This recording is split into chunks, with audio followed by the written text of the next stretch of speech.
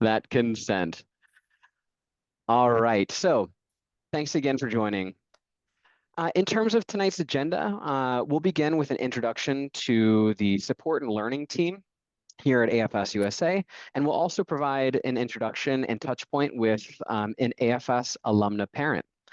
We also want to host a conversation about what is immersion and why is it important for AFS programs.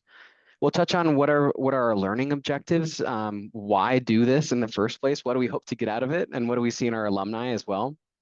We'll also talk about what is the experience like as a participant and how can you support them, and also how can we support you as a parent or guardian as well. Importantly, we want to make sure that we illustrate what the AFS support system is like so that you're familiar with it as well. And then at the end of tonight, we'll have a question and answer session. But if you have questions throughout tonight, please drop them in the chat or raise your hands, but we will have a dedicated section at the end as well. And so while we won't be speaking to country or program specific elements tonight, we really hope to contextualize the AFS experience for parents and guardians. And we want to empower you to anticipate both the highs of the program as well as the lows of the exchange experience. We also, as I shared, we want to illustrate the program realities while personalizing our participant support and learning staff. And then ultimately, we aim to share some tips and resources to prepare for your experience as a family. So those are some of our goals for this evening. And in terms of some tips, we hope to speak about really the emotional experience of being a parent or guardian of an AFS exchange student with you as the audience member. So tonight won't necessarily cover many logistics such as visas or timelines and travel, but we definitely recommend you check out our last webinar with all students and families that reviewed more of that nitty-gritty administrative element. So we really want to make sure that we can connect with you as participants as well in this upcoming program. And I know I have lots of drum rolls and precursors here, but before we really begin, we want to extend a sincere kudos to you for really allowing your child to participate in something that we think is really meaningful. We think it's very different, and honestly, it's quite challenging too. It's great to put ourselves into places that we've never been to and really have so little connections to draw from. But we're enormous believers in the power of exchange programs, and the individuals you'll hear from tonight have all experienced that firsthand, especially myself. So we want to extend our gratitude to you for trusting AFS to support your son or daughter in this experience and their journey, and ultimately what we hope is their growth. So with that in mind, we'd love to make sure that this is as interactive as possible. And so we want to invite you to share what hopes you have for your AFS participant. What skills do you hope they might get out of this or improve during their exchange? So what are some of your hopes? So while you share that and hopefully connect with other parents and guardians in the call, I'm just going to quickly kind of reintroduce ourselves as an organization if you aren't familiar with this already. So AFS, it's important to say, who is AFS, right? But we began as a volunteer ambulance service during World War I in 1915 in order to peacefully support the war efforts at that time. So these ambulance drivers helped ferry the wounded from multiple nationalities, and this involvement naturally connected people from different cultures together around meals, and creating new friendships with people that weren't American. And through this active volunteering and meeting individuals from different backgrounds, the original AFS ambulance drivers came up with the idea of ways to prevent such wars such as World War I from happening.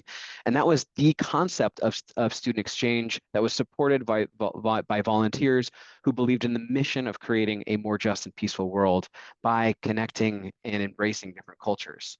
So our first exchange students actually began in 1951, which makes us the oldest exchange organization, at least that I'm aware. So that's our history, but today we look much different. Our mission continues to respond to the needs of a really complex world. The world is changing every week, every month, every year. And so we provide programs abroad in over 42 different countries, and we host students here in the United States from more than 80 countries as well. So true to the spirit of kind of the founders of those original ambulance drivers, these life-changing intercultural learning programs are made possible by enlisting the support of volunteers, such as volunteer host families and volunteers who believe in the mission as well. Um, and we have more than 2,600 volunteers here in the US and over 50,000 volunteers worldwide. So that means that some of the way that our organization has been influenced by our past is that we operate as a nonprofit and volunteer-based organization with both a local and an international network that's really focused on the cultural and immersion focused experiences that are authentic.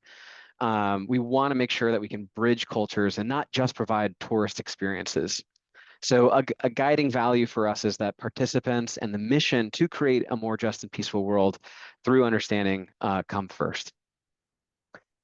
And as we kind of now, I've led many precursors here, but I swear I'm almost done. But up until this point, you've been working with our study abroad team. I'm a part of the study abroad team, and you can see some of our teammates and colleagues that I'm sure you may have interacted with at some point here. And we will remain the point of contacts up until your departure. So we're really excited about we've all had our own AFS-like experiences that really drive us with a lot of passion. But without further ado, we want to provide a warm welcome and introduction to our AFS Participant Support and Learning Department, who will be your points of contact during the program itself. So Jordan, I will let you kick us off. Absolutely. Thank you, Parker. So as Parker just shared, once your student is on program, our team then becomes your point of contact. So this is our team. We are now a 10-person team made up of 2 managers. I am one of the 2 managers. Amanda is my co. And we have a senior participant support specialist, Khadija, and then an admin assistant. Our others are specialists, and we're really made up of a team that has a wide variety of experience living around the world. Everyone on our team has lived abroad. I believe everyone on our team speaks another language and or has significant working knowledge of another language. I would say most of our team, if not all, have lived with a host family, significant number. We have 3 returned Peace Corps volunteers, and just a lot of collective experience, 1 or 2 first generation Americans, US Americans, and just a wide variety from a lot of different countries. So that's one of the things we look for building our team, is that people have a lot of different experiences around the world. One of the specialists joining me tonight is John. We are 2 of the 3 return Peace Corps volunteers. So I was in North Macedonia for a couple of years, and I'll let John go ahead and introduce himself and share a little bit about his experience. Hi, my name's John Hamill. I also did an exchange program as a high schooler. I was in Germany. I still speak to my host family all the time, and I'm going to be staying with them for part of this summer. So it just really goes to show how long-lasting these relationships can be that you form on these types of exchange experiences. As Jordan mentioned, I am also a returned Peace Corps volunteer. I served in the country of Georgia. I'm from the state of Georgia, and I went to the country. It's a little confusing. Um, and I lived with a host family in Georgia as well, and still maintain really, close contact with them as well, and have visited them in the past. So again, I think the host family experience of living with a host family, being ingrained in a culture and kind of, surrounded by that culture and that community is such a wonderful part of any AFS experience. All right, so I want to start us off here a little bit talking about immersion, right? Because that's like one of those words that can mean a lot of different things to a lot of people. And I wanted to see if anyone would mind just throwing in the chat, what do you think of when you think of immersion? And especially in the context of your child going abroad, um, and having immersive experiences, how are you thinking about that? How are you thinking about immersion for them? So I'm going to give everybody a moment just to throw in, it could be a couple words. I've got soaking it up, integrating fully, wonderful. Yep, can be disorienting, strengthening lived experience, intense. Oh, it means we need to leave them alone. We'll talk about that a little bit. Yeah, both good and boring every day, just like how we live, in our own community. Leaving them alone, yes. Jumping into the deep end, entrenched. That's a lovely word. Independence. Absolutely. Absolutely. So one thing, one thing I like, so there is the community. There is participating in your local school. Those are big parts of the experience. But when we talk about immersion, it's really living like the locals do, right? So not just living your life from your home country in another country, but learning what the locals do. A large part of that can be language because it's so embedded. But if you're on a short program, language immersion might not be completely possible, but you're still going to learn how people live day to day and have opportunities to yourself try those out, to practice those, or the student will have that opportunity to try those out and to practice those things and to really experience the values, the customs and traditions on a deeper level, on an immersive level. And you will really, I think, describe this almost better than I have. So thank you. So moving on to the next slide, when we talk about our lovely goals for your students, some of the overarching AFS goals are personal transformation. No matter the length of program, and I can vouch for this for myself and for students I have taken abroad, but no matter the length of the program, personal transformation is going to be a part of that. Interpersonal communication, intercultural knowledge, and global awareness. So one of the things that AFS does to help your student is that we do have what's called student learning journey modules that we encourage students to take. They're given access to. It's like a self-paced course with videos, assignments, quizzes, and such. And the content is really meant to help prepare the students to immerse and to grow as they're there. So some of the things that we really, really hope that students, and some people have already said some of these things in the chat, but some things that we really hope to help students develop while they're abroad are adaptability, critical thinking, self-awareness. I've seen all of those three already in the chat.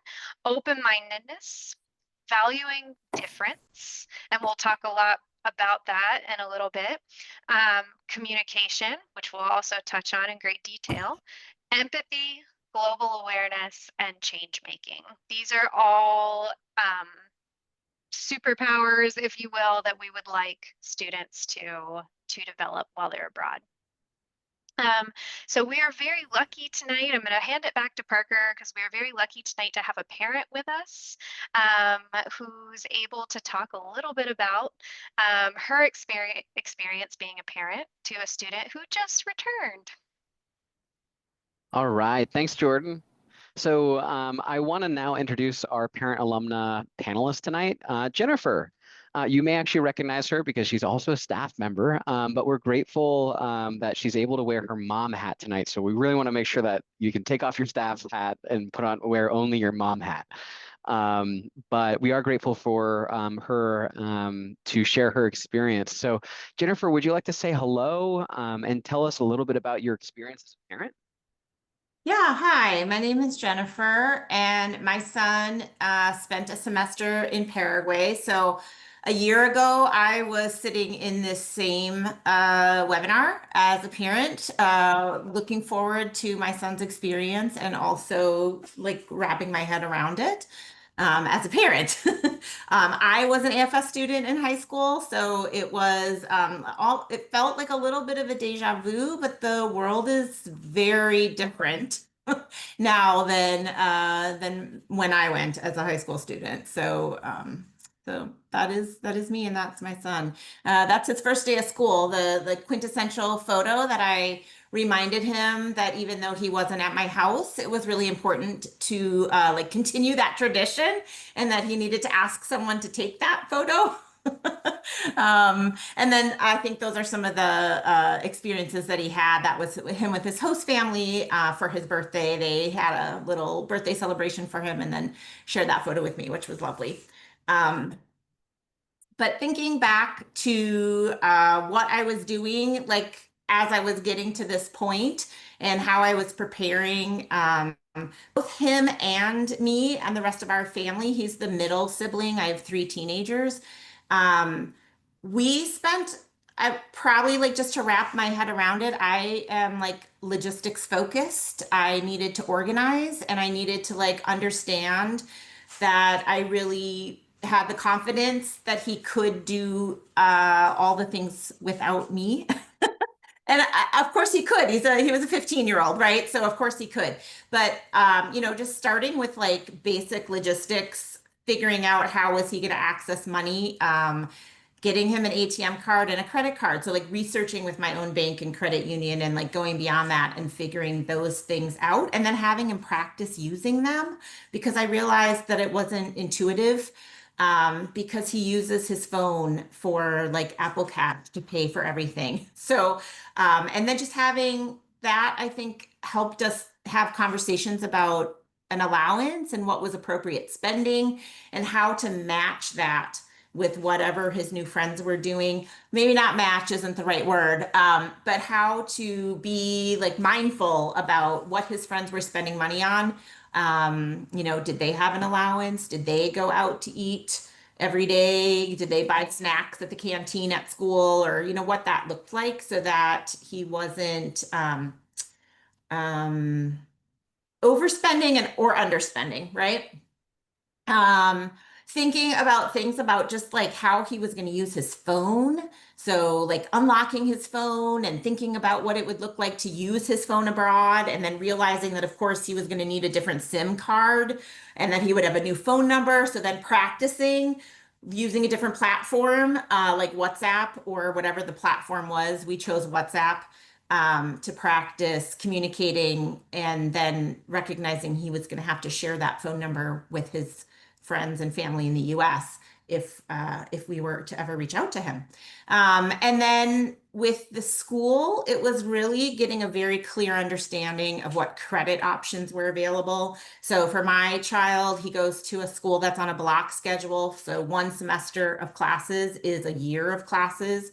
So even just thinking like, how would we puzzle together his schedule after he returned for credits? And then we started gathering presents. And by that, I just mean like we found little things because I thought, oh, you might make friends. You might have additional family members that we never learn about until you get there, like your aunt and uncle and cousins that we don't know anything about. So for us, that just looked like magnets, pens. I grew up in the Midwest, so it was like little tiny bottles of maple syrup, and then having him practice how to make pancakes. It was gathering some recipes that were relatively easy. He wasn't really into cooking, so just how to make the pancakes and how to make like a few things that might feel like home when he was homesick, or something he might share with his family. Decks of cards. So some little things like that before we even knew who his family was or anything about where he would be. We kind of put some things like that together. And for me, I read through everything that AFS had to offer. I looked at every piece of information, every email, every link, because I really wanted to think about what opportunities he might have. Like, is there a special holiday that he might be able to experience? You know, what might that look like for him? And then I set my own expectations as well. Like, I saw all of you had the same expectations that I had, really, right? Like broaden perspectives, be more independent, more mature, um, increase his language skills. Spoiler, it happened. He did it. It might have looked different than like kind of what we imagined at the outset, but he came back with great skills overall. And then I think the other thing is I was a bit of a cheerleader at times. There were moments that he was unsure if he was really making the right decision. Like there were, in the same day, he would be like, "Oh, I can't wait to leave." And then, it would rapidly like change to, "I'm nervous. Actually, maybe I shouldn't go. Is it still possible to back out?" Right. So being a little bit of a cheerleader for him, and just reframing what his concerns were when he was, sharing that he was worried about going. So I think that is what I did to try to prepare us and him most of all. Well, And thanks, when I Jennifer. yeah, go ahead. I mean, I think just also the advice of, like making a meal beforehand. I wish I had that advice because I think my host family the worst pizza I've ever had, and certainly the worst pizza they've ever had in New Zealand. So I should have prepared before. Um, So I my did say like Mhm. my son was not a cook at all, but I think on the next slide there is a photo. Apparently he helped prepare almost every oh, I don't think that one made it in, but I think he helped prepare most every dinner with the host family and learned how to make a lot of dishes that were like typical for the host family. And then the photo on the left there, that's Thanksgiving, and he made that entire meal. He sent me a message and said, "How do you make mashed potatoes?" And then I was like, "What? Why do you want to know this? What is this about?" And then his next message was, "And gravy." So I think his host family roasted a chicken and he made mashed potatoes and gravy and stuffing and like some vegetables and a pie. And then they got a whole bunch of people together, family and friends, and they did Thanksgiving because that is not a holiday that they celebrate in their country. So that was a real treat to see him uh, really gaining some different skills than what I had expected and having fun with it. It was a way for him to bond with his family. That's awesome. And sometimes the things that you expect the least too. He's now a gravy maker, which is great. He said it was Um, the hardest thing he's ever made. that's a testament, I think, to that's great. My next question, I think that many parents may be thinking is, what advice do you have for families who will be kind of managing this long distance experience during the exchange? What communication worked for your family? Like, how did you communicate? Any advice in that genre? Yeah, I asked my son before I got on this call, if he had any advice that he would share to families, and actually it was about communication. He reminded me that we had spoken about setting a schedule for communication, and that it was really important to him actually. He said, it was really important to not communicate too much, but also not too little. And so we set a schedule just like once a week, and it really was usually me saying, "How's it going?" And then him giving me like a little brief rundown. Um, Sometimes he wouldn't answer right away or wouldn't or would be like almost distracted on his text. It'd be like K instead of a couple of sentences, which is what I wanted, right? I wanted the rundown. I wanted like picked you up from school and now I'm hearing all about your day. And, that's not something that I was able to get in those like brief communications because I really wanted it to be him leading what he wanted to share with me and not me like needing a lot, right? And so I think oftentimes when he wasn't communicating with me, when he was just kind of writing back, like, how was your week? Okay, was he was busy with his family and his friends and things were going well. And he didn't want to like stop to be interrupted to have a conversation with me. So usually he would pick the thread back up later and just be like, oh, sorry, I was, whatever, at a waterfall or something, playing volleyball or something. But that said, like, your child best. So if you have this, um, schedule that you're following, and then you are not hearing from your child, um, if that's just because they're busy, or maybe it's because things are not going well and they just don't know how to share that with you. So there was a moment where he was communicating with me in a way that made me think, is something else happening here? And so then I was able to ask him a few questions like, you know, what actually is happening? And, have you talked with your host family about it? And when have you met with your local volunteer? Do you need to meet with them again and share some information, so that whatever is bothering you can get resolved? It's so Um, important. It's so important to like have those communications and also recognize, we'll talk later about kind of some recommended communications, but I think what I'm also hearing is that like, meaningful communications often go both ways, that to not take offense if you feel like you don't have the full picture even though you want it, because your son wasn't intending to give you be offensive or to be dismissive at all. It's just kind of we're running around and things like that.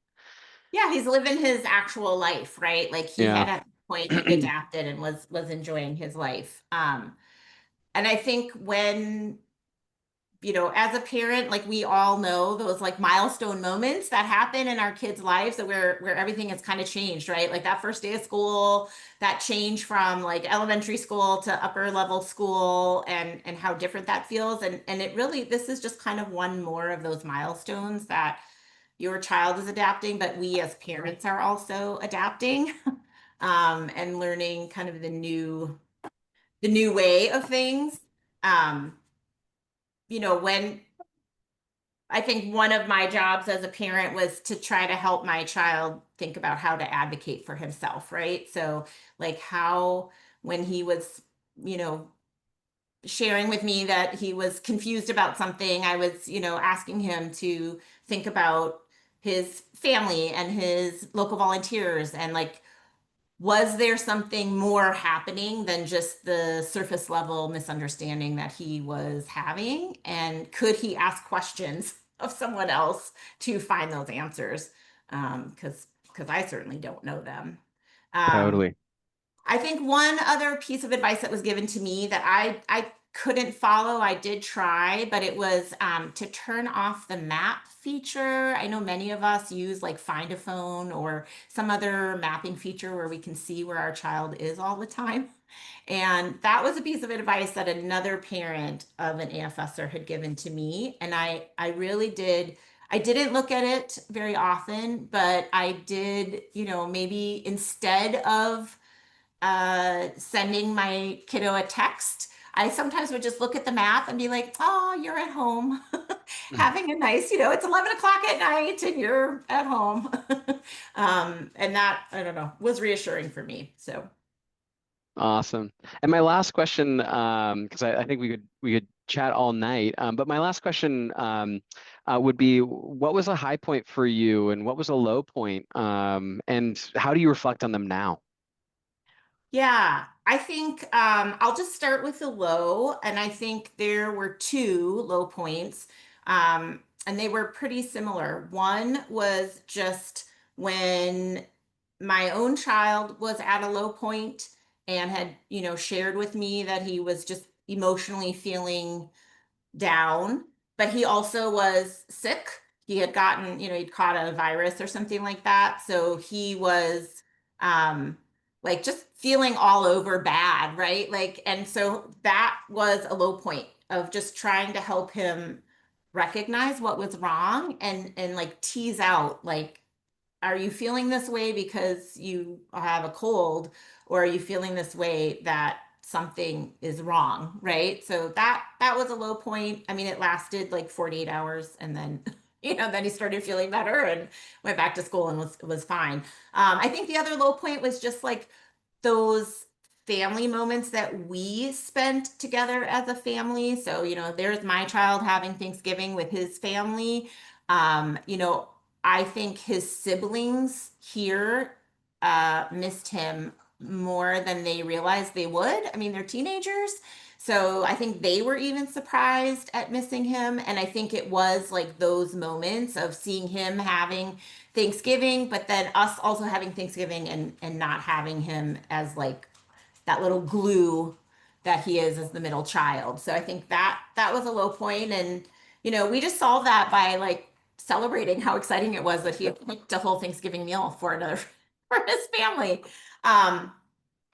I think the high points were really the small things, like celebrating. It was so exciting when he would tell us like really something that he felt was small, but was really a victory, right? Like the first time that he, you know, had an exchange like fully in Spanish where he not only understood what was being said, but then like able to clearly communicate with the other person. And things like taking a test in school or participating in something with friends, like those just felt amazing as a parent to like see him adapting and really participating in his community. So that part was fun. That's so awesome. Yeah, I think celebrating and lifting up those like small victories are often what it's all about. I think those are so helpful. Jennifer, thank you so much for sharing a snapshot of your experience as a parent. As a very normal parent, I know you also have to run, so you can't stay for the whole night. But I invite any parents on the call to ask chat any questions about parent to parent to Jennifer, and she'll also do her best to respond to them in the chat. And next, we're going to hand it back to our colleagues, Jordan and John, to perhaps put some more color and context about a couple of the things that Jennifer's mentioning about kind of the highs and lows and expected things that we hope will be beneficial to you. So I'll hand it over to you, John. Alrighty. So yeah, as Parker and Jordan both mentioned, anytime you are navigating a new cultural context, that is going to come with hills and valleys, high points and low points. And whether your child is going to be on a 4-week summer program or whether they will be in their hosted country for an entire year, I guarantee you they will experience some, if not all, of these high points and low points through the course of their exchange. So what does that typical, and their experiences will be individual to them, but what does that typical high point and low point look like throughout the course of a year or a program? So first, a big high point, I've been selected, right? I'm so excited to go on program, so excited to maybe feeling a little bit of anxiety, maybe feeling a little nervous, but overall, excited to start this really fun, exciting new adventure. Getting on the plane, meeting other students at orientation, getting to know your cohort and learning about what host family you'll be placed with. That's and you see in this diagram in the slide, number one, that initial high point of getting accepted in a program, maybe setting some expectations of what you want your experience to look like, although I think we'll be talking a little bit about that later on. And then that can pretty quickly be followed up by a pretty big low point, which is you see in number 2, cultural fatigue. You get there and that excitement wears off and you say, oh my goodness, this is so different. The food is different. Maybe this is the first time that your child has lived outside of your home or lived with, a family that is not yours. In a new community, most likely speaking a new language, a language that they'll be, probably not fluent in the first few weeks that they're there. So you can, you very quickly, you can go again from that high of being accepted and coming on program to maybe a little bit more of that anxiety and nervousness. And as you pick up those language skills and you start to learn more about the culture and you feel more, you know, as a member of your community or as a member of your host family, that feeling of initial culture shock begins to go away, and you have kind of an easing of those tensions, and you start to feel a little bit better. And that's where we might hit another low point, right? Which is that mental isolation, that feeling of mundaneness, or you've done the adjustment, kind of that initial adjustment, and it's like, oh well, I'm on this great adventure and I still have to go to school, right? Or I'm still, I still have to do my household chores. And that could very well be a low point in your child's exchange experience, is realizing, you're away on this amazing, incredible exchange. And yeah, there still is going to be sometimes where it feels a little boring, or maybe feels a little bit mundane. Um, and as you get into the routine of that, you might again hit another one of those highs, and reach acculturation. Feel like you're really a member of that host family. Feel like you're really a member of that community. And that, whether that is at the halfway mark or later, that can be a really incredible high when you feel like you have You can help me? a good Please handle do.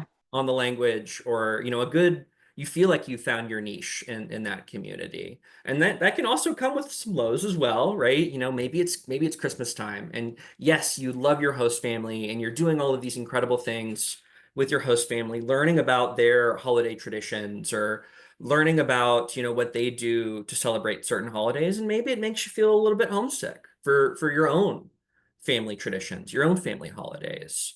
So again, students experience a wide range of these feelings of adjustment and acculturation through their experience. And oftentimes towards the end of their experience, they get, as pointed out in this lovely chart, they get the return jitters, right? Nervousness about going home. I can tell you, as someone who has lived and worked overseas and lived with host families, sometimes that return culture shock is a lot scarier than the initial culture shock of going someplace.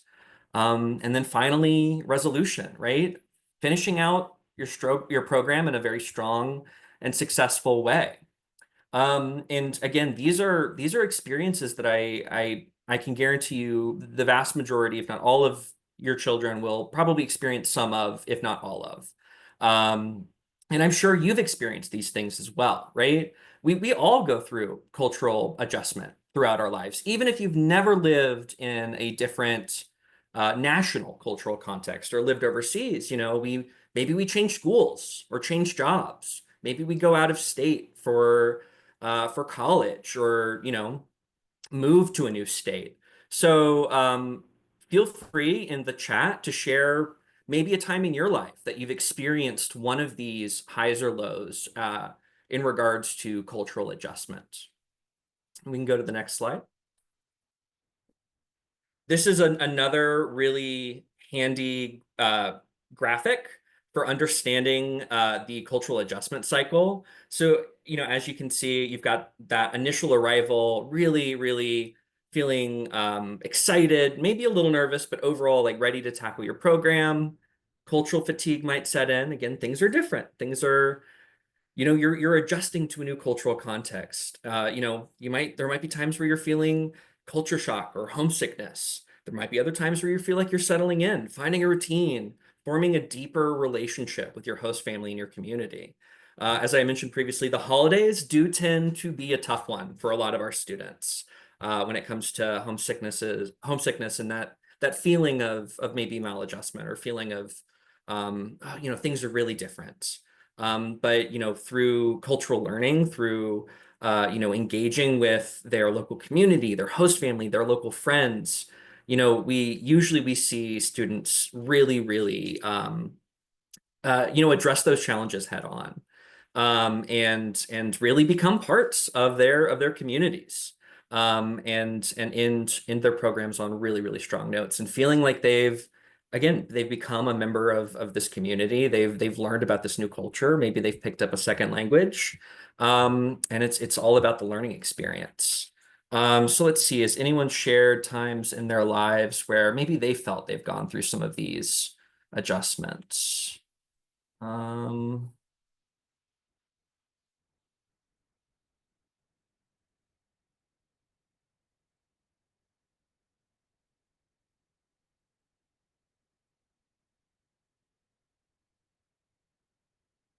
Not seeing any.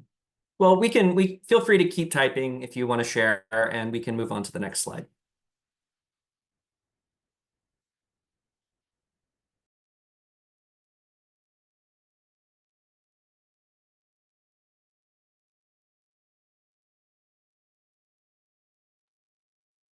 Which is me. I apologize. I was answering a question in the chat. And I can just finish answering my question here.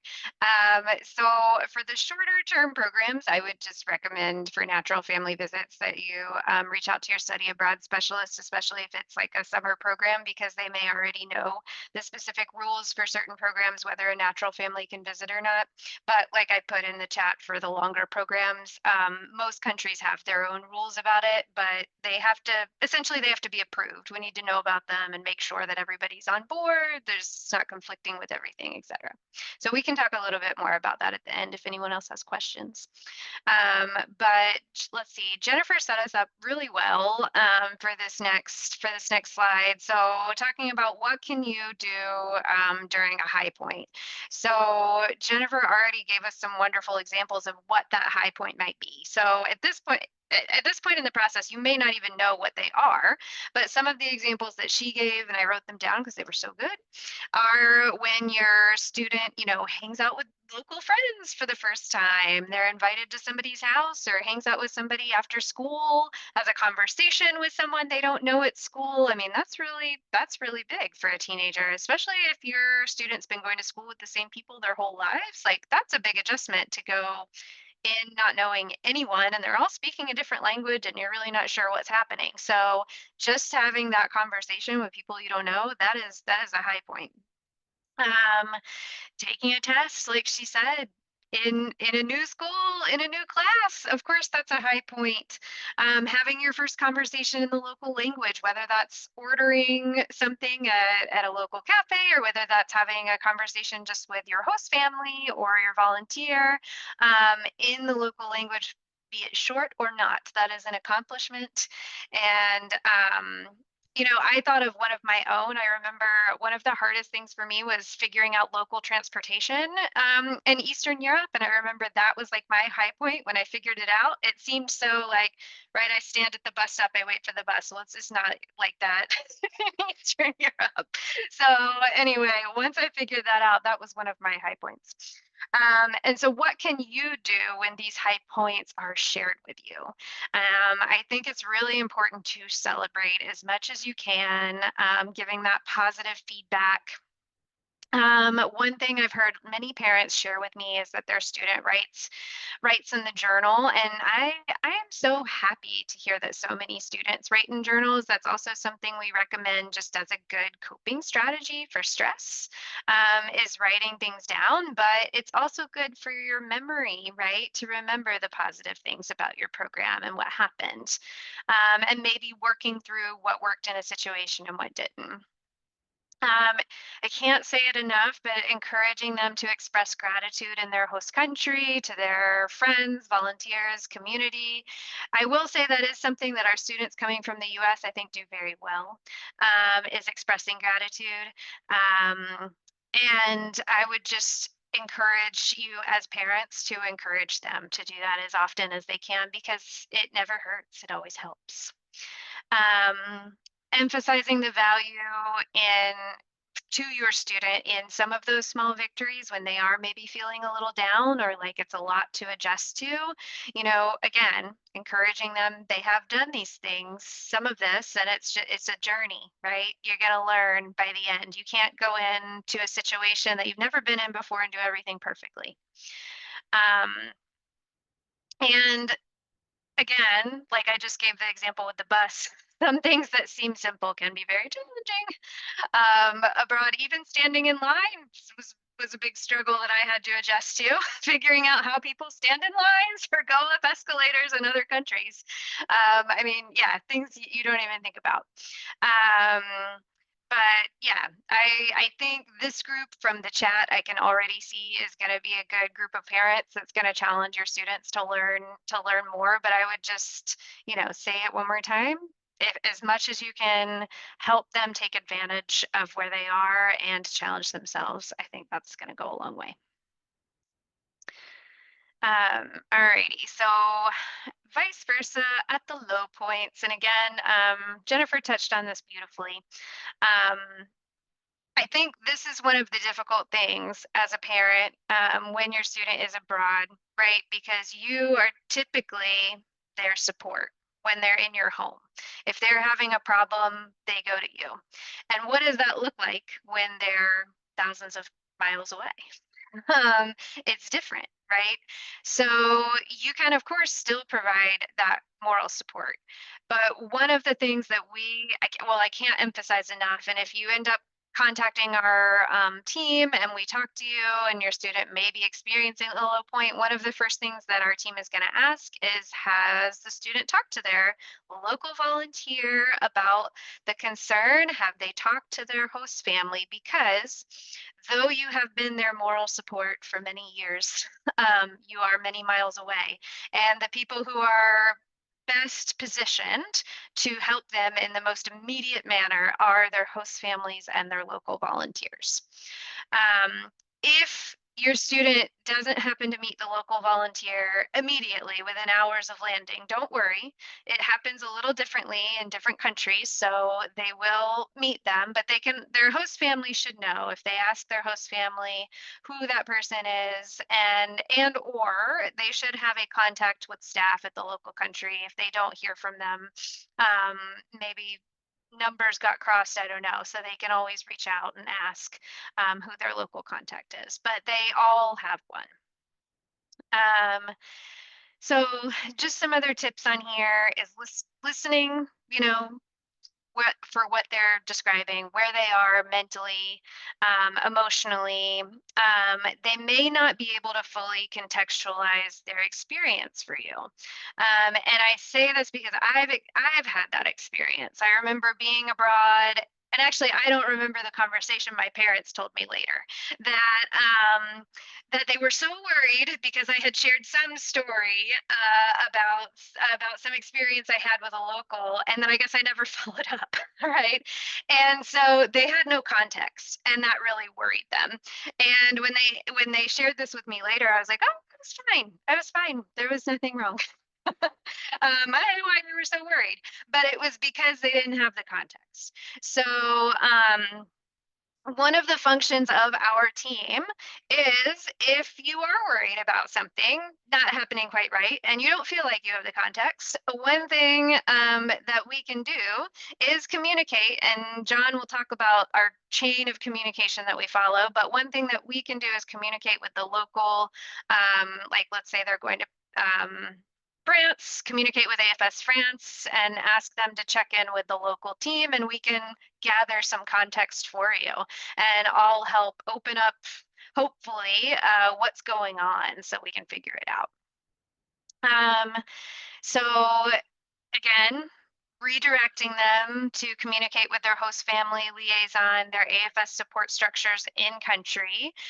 Sometimes a problem, because problems range in size and feelings, sometimes a problem does need to be addressed by staff. So it's good if the student has a staff contact, and that contact will always our team will be the point of contact for staff while your student's on program. So let's say maybe, I don't know, teenagers hurt themselves, right? So if they were to trip and hurt their knee and have to go to the doctor, our team may get notified, and then that way we may be reaching out to you to let you know. But the host country, I'm just going with France, may also be reaching out to us. So or you may say, oh, I think my kid went to the doctor. Can you check on this for me? So we're here to support you. There are many levels of support is what I'm trying to illustrate. We have staff support right here.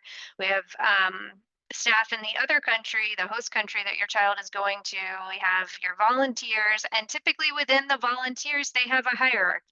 There are the volunteer leaders, there are the liaisons, and then there are the host families. So there are many, many levels here. But just lastly, I want to make sure, I can't say it enough, one of the best things that a student can do both while they're on program and when they come back is journaling and reflecting, and thinking about how they can, take care of themselves. So I would actually say I think that's a good thing to talk about too. If your student doesn't already have some things that they do to cope with stress, maybe that's a conversation you can have before they go, because whether it's little or big, there will likely be some stress, right? They're in a new country, they're in a new family. They might get sick. Every time I fly on a plane internationally, I get sick, but there likely is going to be some kind of stress, and it's good if they already have some things that they do to cope with that stress. Jennifer gave a great example of cooking food, right? From that's comforting. So for me, when I was abroad, that was brownies and chocolate chip cookies. Every host family I lived with learned how to make brownies and chocolate chip cookies and tacos, because those were my comfort things. But that also might be, again, for me, and I know a lot of students that I've talked to, going for a walk if possible. Maybe if it's not possible to go for a walk, doing some stretches, some sort of physical activity, or maybe a breathing exercise, having something in your pocket that you can do that helps you feel calm and centered, I think is really important. So that would be a good thing you can do to talk to your student about before they leave. All righty. Going on. So lastly, I just want to touch on, your student may encounter a problem. They may encounter a difficult situation. They may encounter differences of opinion, etc. And I think the important thing to remember as you are, likely in communication with them and acting as their moral support is that people have different ways of dealing with conflict. And I don't mean just that with their personality. Like, people have different ways of being that are very much rooted in their cultural norms. And I think we don't always realize what those are until we come up against a different cultural norm, right? Somebody who does something differently than we do it. So I would just challenge you to take a step back when you do, or perhaps encounter one of those issues with your student, and remember that maybe the way I'm thinking about it isn't right or wrong, but it's just different from the way that the local volunteers or host family that are supporting my student are thinking about it. They may have a way of dealing with the problem that is different. That is, again, not right or wrong, but it is different because they are rooted in their own cultural norms. And so to that, I would also just say that's, again, one of the functions of my team. What we do when we communicate with our partners abroad, a lot of times is helping explain some of those cultural differences from our end, and also learning, okay, where did the student maybe go wrong or commit a cultural faux pas, and what could they do differently? And then we, might communicate with you, and we're all working together to support the student to understand how to best arrive at a solution that works for everybody. Because again, it might not look like the solution that you think it should look like, but it might be a solution that works for people in the end. One example I can think of is, I know that a lot of students coming on program from the US, well, our teenagers tend to be why teenagers. They like to understand why when they're given a rule or something that they need to do. They love to understand why. That is not the same thing in every country. In some countries, there's a pretty big, what's called power distance, right, between authority figures. And in some cases, the authority figure shares, this is what we do. And they get very surprised when there's somebody asking why. And so sometimes that gets worked out by itself, sometimes it doesn't. But again, one of the functions of our team when things like that happen is to help bridge that difference in communication, and to help work to understand where the differences are coming from, rather than implore someone to behave a certain way. So we're working to understand and trying to find a solution. We can go on here. Alrighty. So just to, kind of wrap up this part. So comment on program concerns. And this kind of varies depending on the length of your student's program. For some of you, your students are not even, I think for some of the programs, not going to be with a host family. For some they are. But conflict in a host family relationship is common. I would challenge you to think about it like that, because conflict within a family, anyone you live with, interact with on a day-to-day basis, it's common to have some conflict. So efforts, will be made, of course, to improve the relationship. We hope that first the student strives to use their local resources, so they're volunteer to help understand how they can best resolve a conflict with their host family, talk to their host family about it. If for some reason that doesn't work, again, my team is here. We're happy to step in and help and bridge that communication. But that would be one instance. I've seen some people asking a little bit, when do I talk to host families, when do I not? This would be one example where we encourage you just to maybe not talk about that to the host family, but to redirect that to our team so that we can filter some of those cultural nuances and different types of communication and thinking about conflict. Because that doesn't always come over when you're communicating across different languages and cultures about something that's a little emotionally charged. So yeah, just last thing I want to say about host families, sometimes kids move. Sometimes it doesn't work. And that is not, that's not a bad thing. It's not a failure of the student. It's not a failure of the host family. Sometimes it just isn't a good match. I mean, they've never met each other and then they meet each other, and sometimes it needs to be a move. So one thing I would say is just about that is they do happen, or we do try to make sure that they happen gradually and within a process. If your student does need to move, we try to investigate all the ways we could try to make it work first, rather than just jumping to a move, because ultimately it's a learning experience. We want people to learn. We want them to learn to communicate with each other. So it is normal that the student may feel a little uncomfortable if we're working through the process, right? But we don't want a student to overextend themselves, to the point where they're perpetually uncomfortable all the time. And we're going to be there to communicate and gauge, what's happening emotionally for everybody. What's the best solution? Sometimes kids are extremely homesick. It happens. I think that's normal. I think many of you will likely talk about that with your student before they leave. And I think it's really up to you too, when that occurs on program. Of course, we're going to do everything we can to support the student. But, if ultimately it's up to you what outcome you want of that. If they're so homesick they want to come home, occasionally a student comes home, and that's okay. But I would say typically students stay. And it's good to remember that usually it's a phase, and they probably will experience some. Sometimes, the stress of a different academic calendar it becomes a bit of a stressor in terms of not knowing what is my student going to do for the whole summer.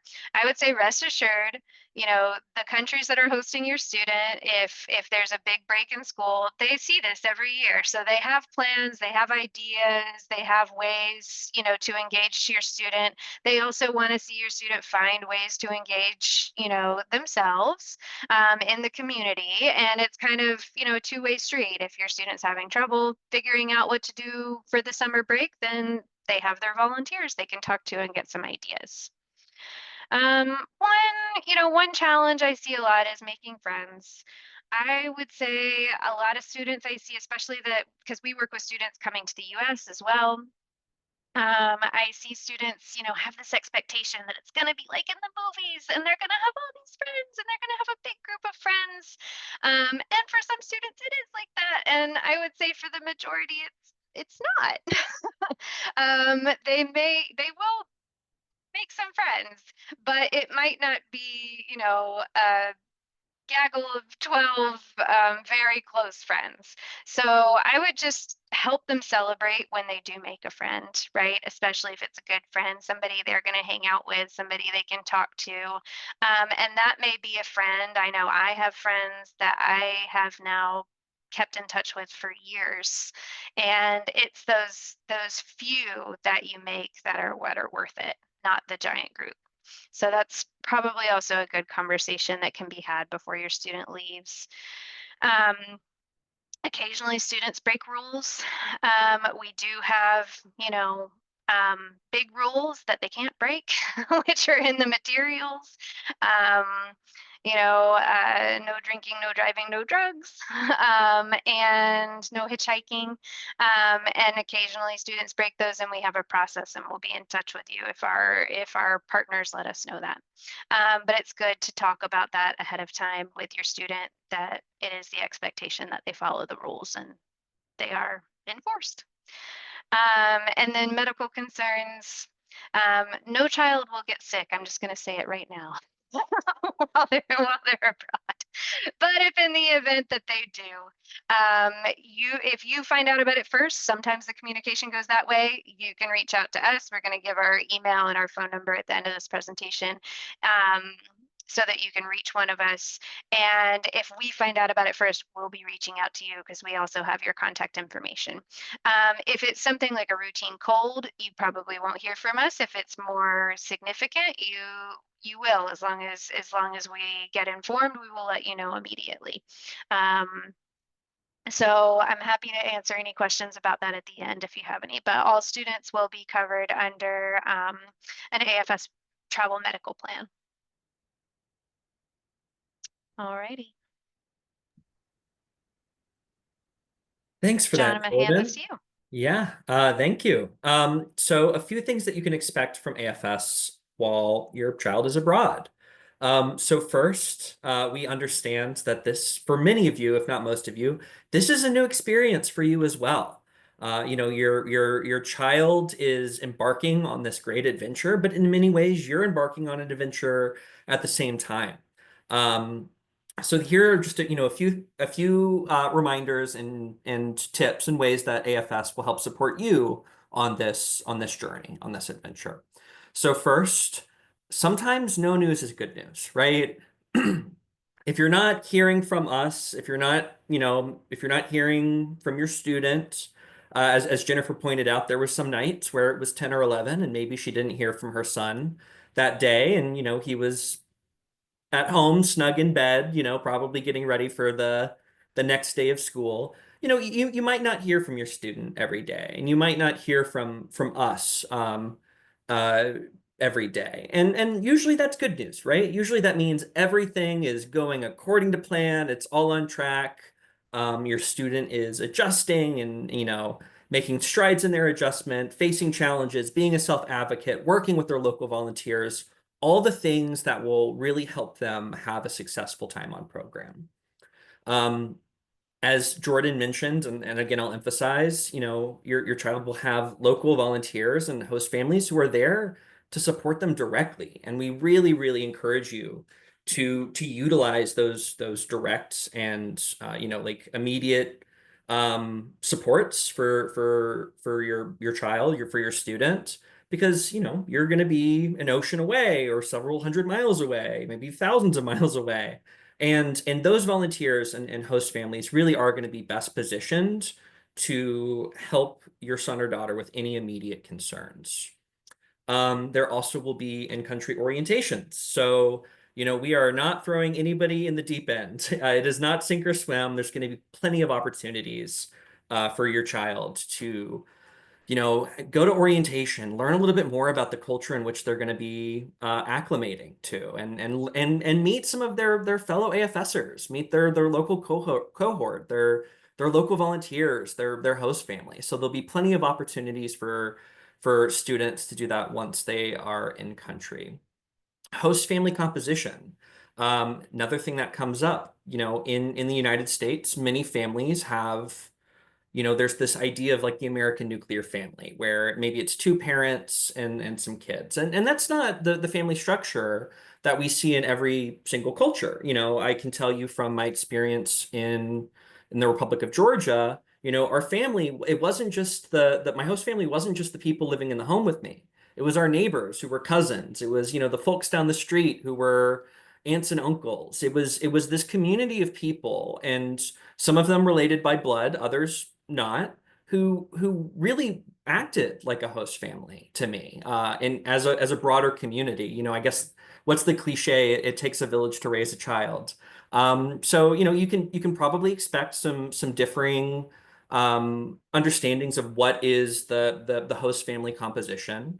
Um, School environment. The school will most likely be probably different, right? I mean, it's going to be, if any of you have experienced changing schools, even here in the United States, you know, it can be quite a challenge. It can be something that's very difficult, making new friends, adjusting to a new community. And that's something that your child probably will encounter on this experience, is starting the school year at a new school. And not just a new school, but a new school in a new cultural context, which can definitely present some challenges, but also a lot of great opportunities to meet friends and learn about a new place and a new culture. Varied communication styles, as Jordan pointed out. I understand, you know, in the United States, we are not a monolithic culture. Some folks are a little bit more direct. I'm from the South, so I tend to be a little bit more indirect, maybe, with my communication. And your child will probably experience some degree of differences in communication when they go abroad as well.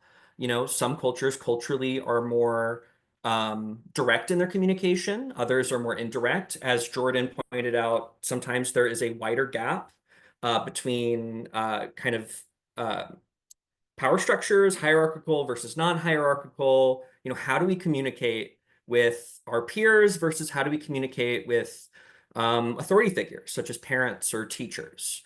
And that can be drastically different than maybe your son or daughter is used to. Also, as Jordan pointed out, friends. We highly encourage our students to get involved in extracurriculars, meet friends at your school, meet local community member friends. And again, they might, you know, your child might not have 20, 30, 40 friends when they come back to the United States. As I mentioned before, I am going to be visiting my hosted community from when I was an exchange student this summer, and I've got 3 friends that I'm really, really excited to see that I've still kept in touch with. So it might not be, you know, they might not be the most popular kid at school. They might not have all of these friends, but you know, they definitely will be encouraged to make local friends and to form those strong connections. AFS travel medical insurance. So this is something that we will be working with our partners in the hosting country on. As Jordan also mentioned, if your son or daughter is ever sick or ill, or if there's like a sports accident, you'll be receiving communication from us, and we'll be keeping you up to date every step of the way on, you know, what happened, if they need to go to the doctor, if they need x-rays taken, if there's any follow-up that needs to happen after they return to the United States. That is definitely something that we are here to help support you with as support staff. Also, I just wanted to mention visits, and I've seen a little bit of chatter about this in the chat. but visits are generally discouraged, especially in the first few months of program. And in fact, we don't allow visits the first few months of program.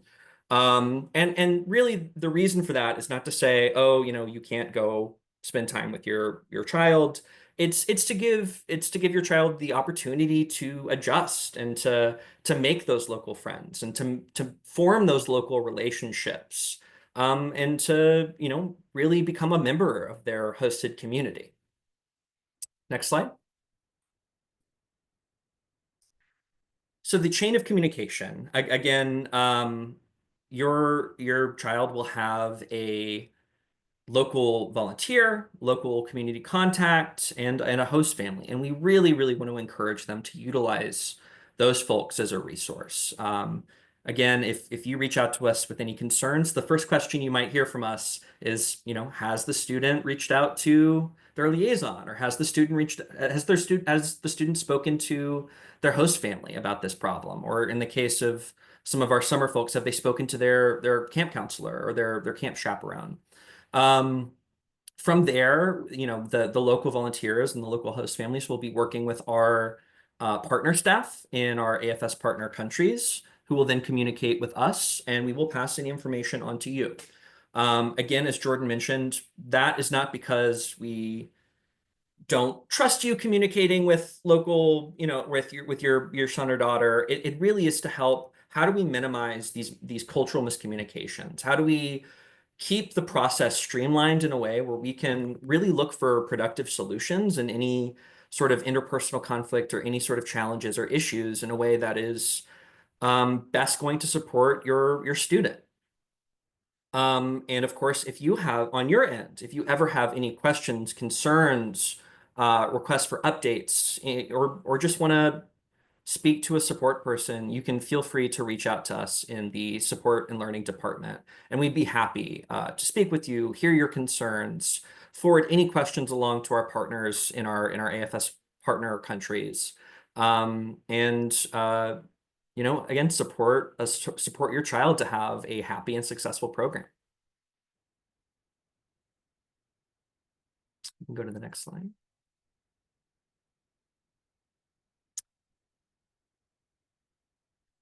So one word that's come up a few times over the course of this session is coaching, right? How can we coach our students? How can we meaningfully communicate with our students so they can have that successful and happy program? And you can also, your student might come to you and say, oh, I'm feeling really, really homesick. You might feel homesick too, right? You might feel homesick for your student being abroad. But how do we work to support our students? And on our end, how can we help support you to become that really great coach for your son or daughter on their experience? So a few tips that we recommend are: learn as much as you can about the host culture and the history. Maybe try to cook a dish from that culture. I think Jennifer had a wonderful suggestion of practicing cooking an American dish that you can share once you get over to your hosted country. Recognize growth and provide encouragement. So again, we're acting as kind of coaches or cheerleaders for our students. And when they make a big accomplishment, when they make a friend, when they ace a test in their host country's language, or when they do something that they feel proud of, we really, really want to encourage them and provide that encouragement to them. Limit communication. Again, they have that local support network. And again, that doesn't mean you can't check in on them or say hi or provide that encouragement. But in cases where there might be, like, maybe there's some interpersonal conflict with another student at school, or maybe there is some aspect of the local culture that they're just really struggling to adjust to, we really want to encourage our students to utilize their local supports, because they will be the best positioned to help support them in that adjustment. Feeling of crisis, small or large, may occur on program, and that is totally okay. again, we've mentioned interpersonal conflict a few times. I think a lot of people view interpersonal conflict as kind of a bad word. But it's normal when you're in proximity with another person, especially when you're living with like a host family, or I'm sure you've had experiences with your own families. There will be interpersonal conflict, and um, helping your students, approach that in a way that is patient, and utilizing the support and the resources that they have locally, and addressing those challenges, whether it be having a conversation with their host family, or if it's like a summer program for 4 weeks, maybe there's an interpersonal conflict with another student. How do we coach our students to go to their liaison if they're feeling uncomfortable, or if they don't know how to address that interpersonal conflict? And how do we address it in a way that's healthy and productive and respectful to all parties involved? Um, Again, I mentioned utilizing local resources. Also, really, really important, their experience overseas, it's not going to be better than back home. It's not going to be worse than back home. It's just different. That is such an important mentality to maintain when you're traveling, because it will be very different. And sometimes, we're all humans. Our first instinct is to draw comparisons, to say, oh, I don't like this as much, or maybe, oh, I like this a lot. I like this better than back home. But when we're drawing those value comparisons, it doesn't allow us to as effectively integrate and adjust into that culture, right? Because we're comparing it to something else. So we do ask that you kind of put those value um, thoughts and feelings aside, and try to earnestly, our students earnestly engage with that culture and understand that it will be different. And finally, expect to see some changes in your child, especially upon their return. This is, for many people, a life-changing experience. And I can tell you from my own personal experience, absolutely, this was a life-changing experience. I would not have done the Peace Corps had I not done an exchange program in high school, and I certainly would not be working for AFS had I not done an exchange program in high school. So it is such an amazing experience that your child is about to embark on, and allow them to embrace that, and to, they're teenagers, they're finding their niche in this great big world, and encouraging them to embrace that, and expecting those changes, expecting them to come back with maybe different ideas, or different points of view, or different tastes. These are all very, very natural parts of going on this type of experience. And with that, I will hand it back over. Thank you so much, John and Jordan. Really appreciate that. And, also that added emphasis. I know that, if things like, value statements, don't take offense if something is like, oh, it's so much better over there. It'll be perfectly fine. And for all of those ideas. So I want to, provide a thesis statement here, or at least a moment to emphasize that, on those low points where you recognize that your child or you need support and need to contact AFS, this is the way to contact us. It will be the participant support staff with those dashes. We'll email everyone in the support department, and then you can also call them at the numbers listed. And then we also have a 24/7 duty officer phone that was mentioned before for emergencies as well that impact the health and well-being of our students. While you can write that down now, we will be sending this out often prior to departure, but we just want to make sure that this is how you can contact people like John and Jordan and our participant support and learning team as well. And then for any questions that you have prior to departure, please do continue to liaise with us. I've been trying to answer as many questions as I can in the chat. Thank you so much for those questions. But I very much encourage you to ask your specialist who's assigned to you in your AFS application, that portal, and they can make sure that they get you program-specific information or context-rich information about your program. And you can also email everyone at Study Abroad at AFS-USA. It'll be assigned to the intended staff member, and you can always call us at the number on the screen here. We'd love to talk to you if you have any questions, or if you're just like, this is crazy, I need help through this item. We also have our visas information we're here, as well as our travel, finance, and if you have any questions about orientations and things like that. This should be provided to you as well, but this is how you can contact us. I do want to draw a little bit of attention to what we call as the Help and Learning Guide for AFS students and families. This is kind of your online guide is segmented in a searchable way. So consider it as, all of the information that AFS has before you depart, or what information do you have during your stay or when you return, and then of course your country resources that are program specific. This is what Jennifer was mentioning earlier on about trying to be a sponge to the information that we have.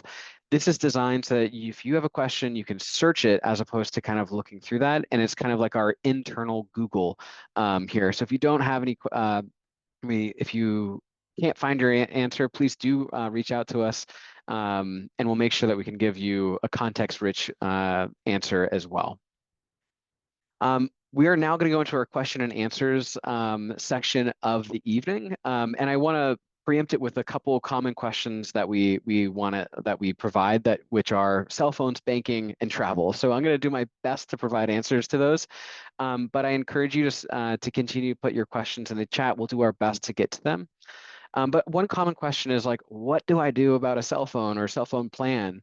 We primarily recommend that you chat with your US-based cell phone provider to see what options do exist. Typically, if you go with a US-based carrier, it will be the most expensive option that you can consider. It will have a degree of reliability. It is important to understand if your phone, whether it's an Android or an iPhone, if they're choosing to bring a phone, can be unlocked, and if a SIM card, local SIM card, can be inserted into it. So those are questions I would ask, your Verizons, your AT&Ts, to understand what your specific context is. But many students for our longer programs, our academic year and semesters, they will typically use a local SIM card or a phone that they buy on in country. So those are typically what is recommended, and students will be provided with additional support by our overseas staff in terms of making sure that they choose the Vodafone carrier that gets service here. But for many AFSers, Wi-Fi-based apps work quite well in terms of communication back home. So WhatsApp, WeChat, Signal, or FaceTime, those are great options that many individuals do kind of find what works for them. And then the most important thing is just to make sure that you have that conversation with your own cell phone provider to make sure that you can make those decisions there. So I hope that provides some level of detail. The next is, what the heck do we do about banking? We definitely recommend that access to a debit card that can be used internationally is provided to your son or daughter. I would pay special attention to any foreign transaction fees that are applicable and have conversations with them about strategies for that. We don't recommend that students are walking around with $400 or $500 worth of cash, but they will need to have access to some funds throughout their program. So we recommend that you speak with your bank, understand any financial penalties, and kind of come up with a plan as a family. We also recommend that it can be a good time to set up a credit card in case of emergencies and having conversations with them there. Often for many countries around the world, touchless payment is becoming more and more common, and can be quite helpful. And for some parents I've spoken to, they were very proud that their kid already had like a 700 credit score by the time they were 20. So that was just something to put on there. Obviously, have a responsible conversation about credit card usage as well. Many students also use Apple Pay or Zelle or PayPal, and that can be replenished from the US and then tap to pay in country. So these are some options that other students have used, but primarily, please do have a conversation with your own banking institutions, see what is available to you, and then make sure that they do have access and are familiar with using the card in a responsible manner. So make sure those conversations are had before you go, and even go to an ATM, see what it's like to do that. And then finally, a big common question is just like, what do we do about the specific travel scenarios? So all programs will have a travel specific webinar that is designed to speak about their particular flight. It will share who the chaperone is, and or any level of detail. If there is no chaperone, they will also share more information about the WhatsApp groups that will stay connected with your son or daughter throughout their experience of going abroad. And so definitely we encourage you to attend that travel specific webinar, because that will go through the nitty gritty. JFK, Terminal 1, wearing a red shirt, I'll be here, that level of detail. So we definitely encourage that as well. And finally, congratulations, you made it to the end of tonight's webinar. Thank you so much. We are here in this journey, and we have more webinars included in our welcome series to prepare. So we thank you for participating in that, and we will be sending out recordings of all of these webinars as well. Okay, so we want to turn it back over to you. If you prefer to raise your hand and ask your question, that's great, or you can you can add it into the chat. We want to make sure we can answer any questions that are remaining. And apologies if I missed a question, please don't hesitate to put it back in there. I've been doing my best here. So I invite you to please put them into the chat. And if it's very visa specific or program specific, I definitely recommend that you contact your AFS specialist in the application as well. I have a Yeah. question. Will the chaperone arrive like with my child to China, Mm-hmm. or someone is going to be there waiting for her? How is that going to be? Sure. So for our summer program to China, her name is Carly, and she will be meeting students at the airport. So there will be kind of a designated location. You'll be contacted in the coming weeks to connect with that chaperone, and it will be kind of meeting them upon arrival, and then traveling with them to China, remaining with them, and then remaining with them for half of the program. Thanks. Yeah, Parker, One, there are a lot of questions about host families in the chat. When do host families get assigned? When do people find out about host families? Is there so a general, important. is that program specific? Is there a general answer to that? I would say it's such an important thing. As we mentioned, host families do take, with AFS, we try to make sure that we match the application that your son or daughter has provided to us, as well as the interviews that you've had with our volunteers, with host families overseas. Typically, our host families can arrive anytime between 3 months or 4 months before departure, but some host families may arrive about 2 weeks before departure. It does have a strong variance there. If you do have a host family that is paired later on in the process, it's important to also note that it doesn't mean that your son or daughter was less desirable. Sometimes it is part of the process for our volunteers and individuals who are finding those host families. They're often found through local networks and word of mouth. And that's one of the reasons why I think the relationships are really meaningful, because it isn't necessarily a billboard asking for a host family. So yes, everyone will receive a host family about at least 1 to 2 weeks prior to departure. And if there is of concern for the placement of a host family, we'll be in close communication with your families to communicate that within context, starting in about mid-July. And we'll just make sure we provide updates with you there, if that makes sense. I think that covers a lot. Heather, I see your hand up. Thank you so much. I had a question about what to expect. My child's going to Denmark for the 5-week summer program. So I'm curious if there's in-country orientation, sort of, what the leadership at the cultural school looks like, just sort of what the support, because there's a lot of valuable information about host families, but what does it look like for kids who are more of a camp or a dorm style situation? Thanks. Thank you, Heather. I can answer that, and thank you for allowing the opportunity for that. I would say this is applicable for Denmark as well as our summer camp in France or language program in Malaga, Spain. Upon arrival, students will be provided with kind of an overview of the campus, the rules, the expectations.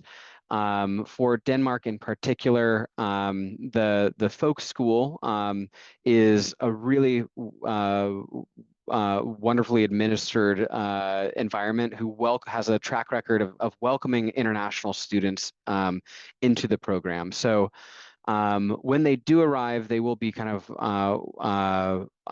oriented with the school's policies, where to go. This is your dorm. This is how you do the laundry, and be provided with a bit more information about what to expect in the upcoming agenda, content that is available to them, and things like that. So regardless of what program you are, it always starts with an orientation to help get them grounded and started into that process. And then short follow-up question. Do you know if that cohort will have an actual human chaperone on the international flight? Yes, there will be. I can't remember what their name is, but there will definitely be a chaperone on that Denmark summer program. Thank you for that question.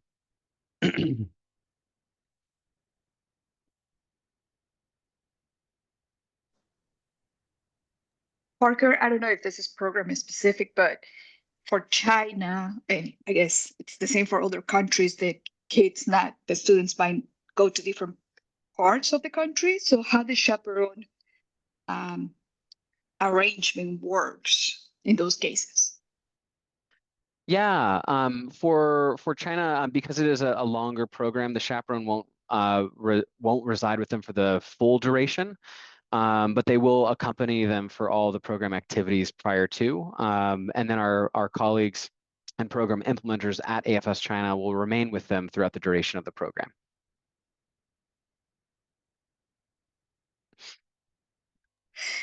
Okay, the question was more related to different parts of the country where the students will be leaving that second part of the trip. How is that arranged? They will be traveling with them through those items, and the students will be chaperoned by our colleagues in China. So they will be kind of the most helpful program implementers there. Okay, got it. Thank you.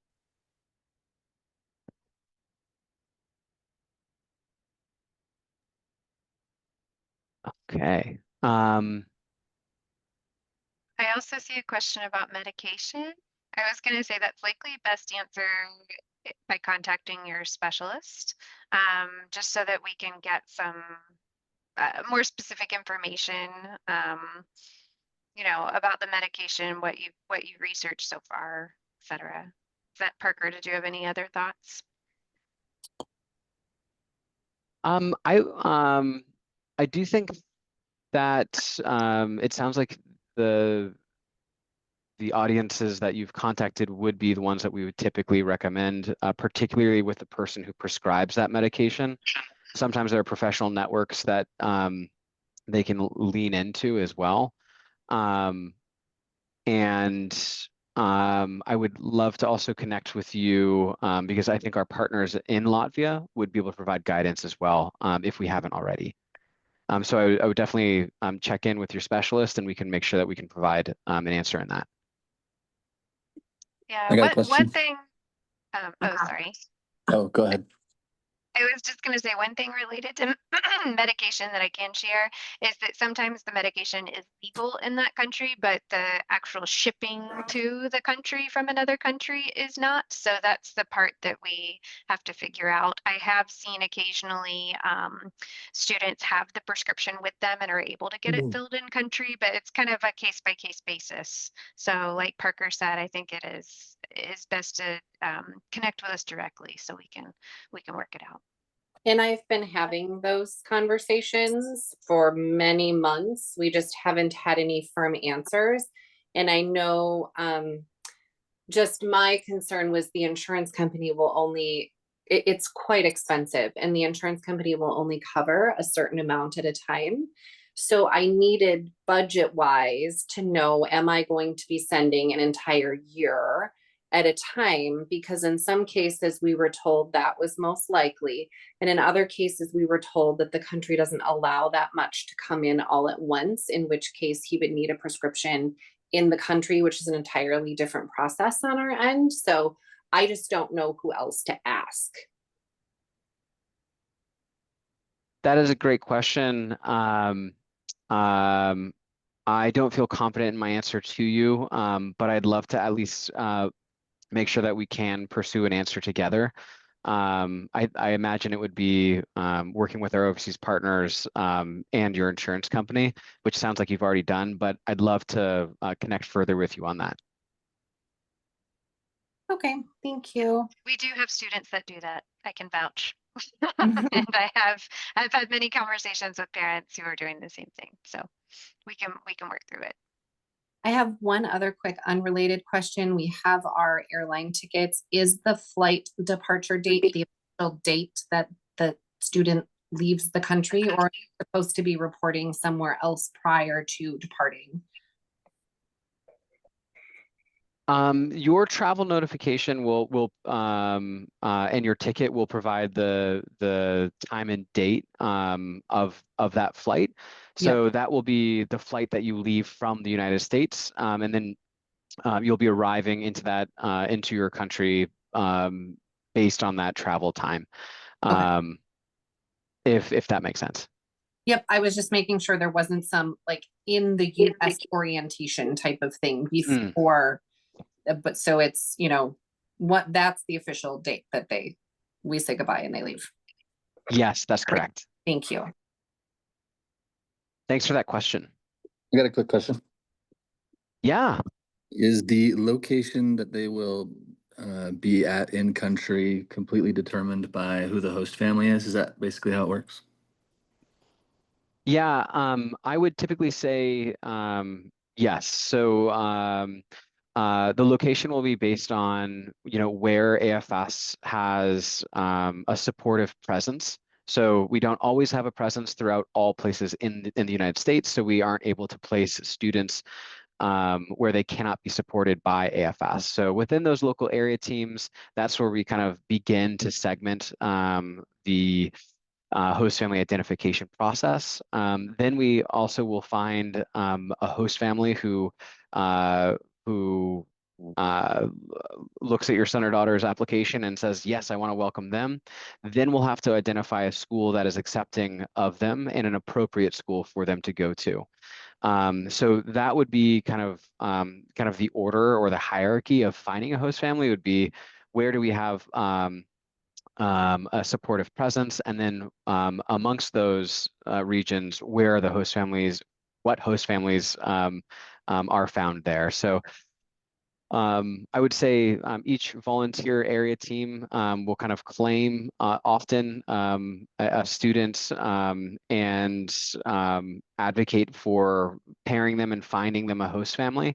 And that's based on kind of the interests that have been communicated in the application, as well as the study abroad interview you had with a volunteer here in the United States, to kind of pair together of saying, okay, this person's personality feels like it might mesh with this area of the country, or I know that perfect person who seems like to mesh.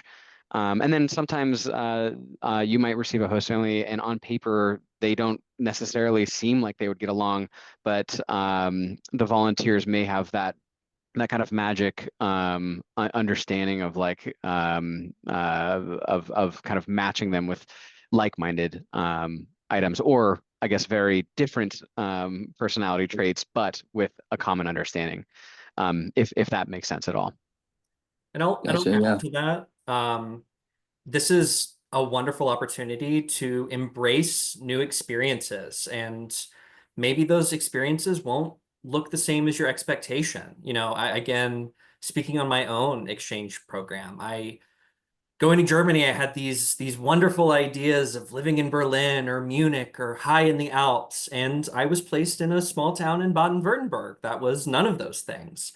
And I could not have asked for a better host family, a better community. So again, embrace those new experiences, embrace those new opportunities.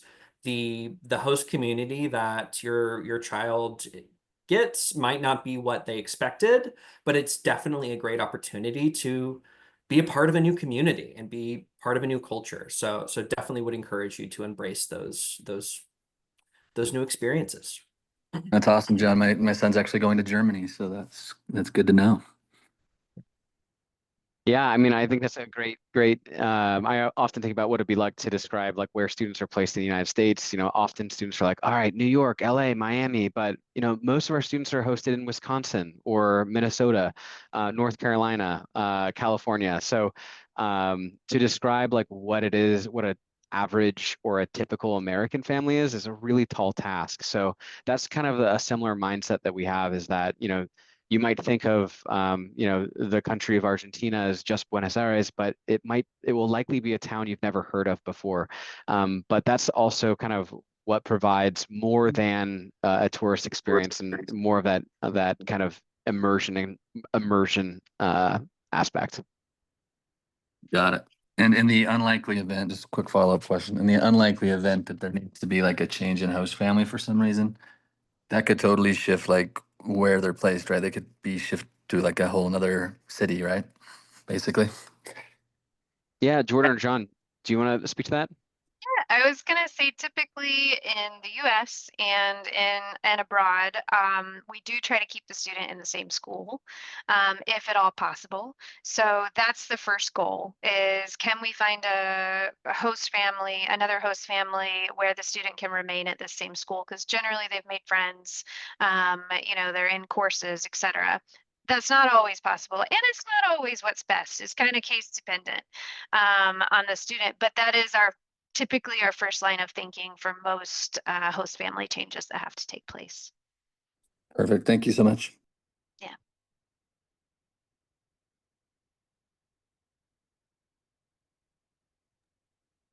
Thank you so much Other for all of these questions. I'm not sure if you can speak to this, but I see Nicole's question about receiving contact from school in Japan, but not a host family. Parker, I know some countries rely on the school to help with the host families. I'm not sure if Japan is one of those. Do you have any, would that be normal? I would say that it is not a reason for concern. It is likely a reason to indicate that there's an enthusiastic school. If this is also kind of, if you receive outreach from a host family that you haven't received notification from AFS yet, That happens in maybe 5% of cases where a host family gets signed up, and because of the internet, we are able to instantly provide that. You might receive an outreach from a very enthusiastic school or host family who's excited about welcoming your son or daughter to their country. Just let AFS know. We'll make sure that we can verify it and make sure that all of our needed pieces are completed. There is a thorough review process that needs to happen. So we want to make sure that we can ensure that all of the safety and compliance measures are in place before sharing that confirmation with you. So if you do receive an outreach, it is in all likelihood very great and only a positive indicator that someone is enthusiastic about hosting your son or daughter. Lauren, I see you have your hand raised. Yeah, I put this question in the chat in a couple different ways, but I heard my daughter's going on the summer program to China. We're working on trying to get the visa process going. We don't have the itinerary, and so we need to have the specific itinerary to apply for the visa.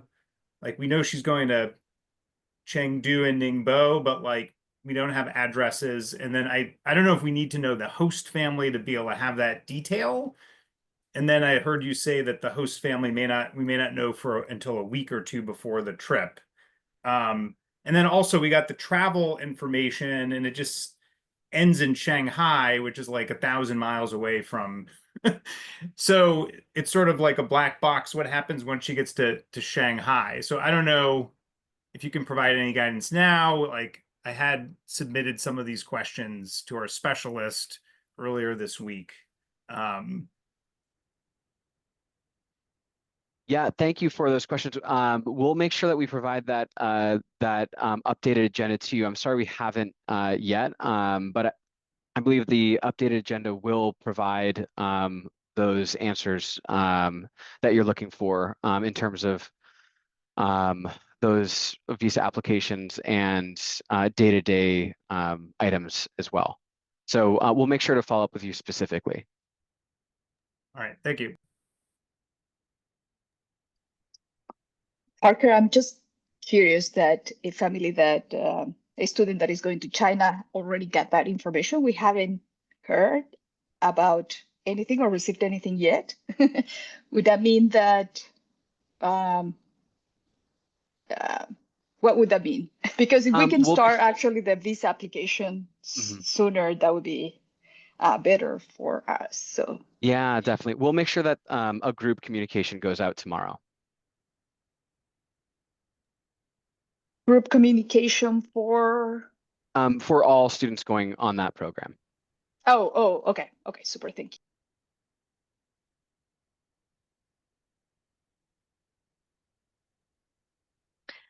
Parker, there's a question in the chat. I don't know off the top of my head. Is there a German program where students are in a dorm? I do know, like, when we're talking about host families versus dorms, there's a wide variety of programs that's for the parents. So it may not apply, but do you know, is there a German program where students stay in a dorm? Yes, if you're in the Okay. 2-week program to Germany, you are in Hamburg in a dorm. Okay. All right, wonderful. And my understanding of the question, Jay's question, how will host families be contacting students?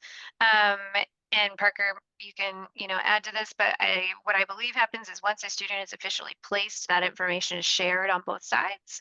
And so in some cases, the host family may reach out. In some cases, the student may reach out and chat before program. And when we provide the host family application to you, there will be contact information as well as kind of some recommendations that accompany that. We definitely encourage you to reach out as a student and as a family as well.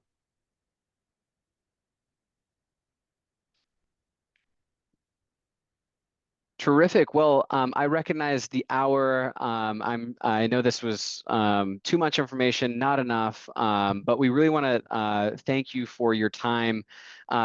If we didn't thoroughly answer your question, and I know there's a few follow-ups that we'll need to make sure we get to tomorrow, please do reach out to us. We'll be happy to connect with you. But otherwise, we want to say thank you so much for your time tonight, and for trusting AFS with your son or daughter. And we very much look forward to their upcoming experiences. So thank you so much for your time, and we look forward to their upcoming AFS experiences. So I'm Parker Allen, and it's been a pleasure to meet with you. Thank you so much, and have a good night.